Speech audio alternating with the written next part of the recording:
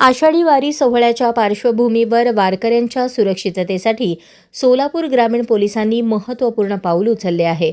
25 जुलै 2026 रोजी श्री क्षेत्र पंढरपूर येथे होणाऱ्या वारी दरम्यान आकाशात उडणाऱ्या अनधिकृत ड्रोनवर नियंत्रण ठेवण्यासाठी अँटी ड्रोन सिस्टीमचा वापर करण्यात येणार असल्याची माहिती पोलीस अधीक्षक अतुल कुलकर्णी यांनी दिली.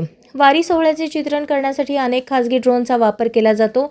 मात्र मोठ्या प्रमाणावर गर्दी असलेल्या परिसरात अशा ड्रोनमुळे वारकऱ्यांच्या जीवितास धोका निर्माण होण्याची शक्यता लक्षात घेऊन यंदा विशेष सुरक्षा उपाययोजना राबवण्यात येत आहेत.